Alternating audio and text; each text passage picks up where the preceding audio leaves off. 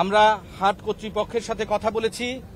আমরা এখানে কর্তব্যরত আরও যে পশুর ব্যাপারী যারা আছেন এবং ক্রেতা বিক্রেতা উভয়ের সাথে আমরা কথা বলেছি।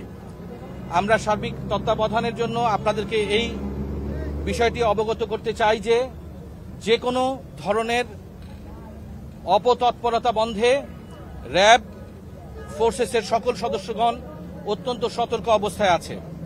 এই পশুর হাটে আসার পরে এখানে পশু কেনা বেচার জন্য বেশ টাকার লেনদেন হয়। এখানে মোবাইল ব্যাংকিংয়ের ব্যবস্থা আছে।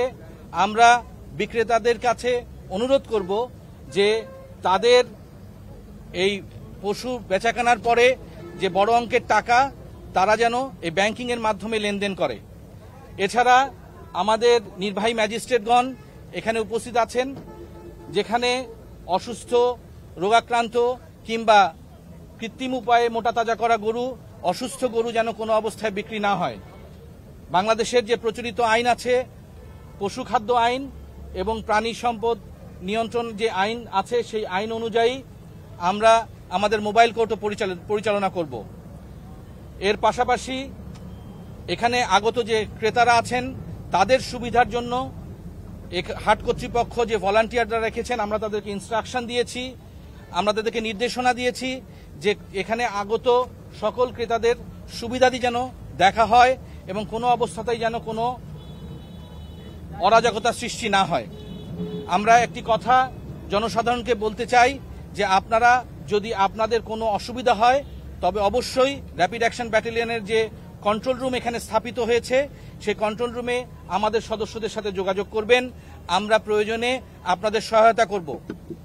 তবে একটি কথা আমি আপনাদেরকে জানাতে চাই যে পশু কোরবানির পরে যে পশুর বর্জ্য এবং আমরা যে পশুর কোরবানি করি, রাস্তাঘাটে এমন কোনো পরিস্থিতির উদ্ভব করবেন না যাতে জনগণের চলাচলে অসুবিধার সৃষ্টি হয়।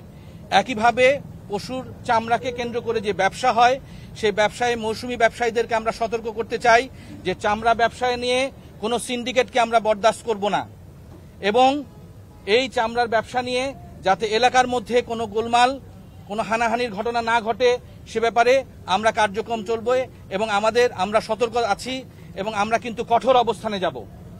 আমরা সকলে চাই যে পবিত্র ঈদ উল আজহা যেন সুন্দরভাবে আমরা পালন করতে পারি, আমরা ত্যাগের মহিমায় যেন উদ্ভাসিত হই এবং একে অপরের সাথে সহযোগিতামূলক যেন আচরণ করি।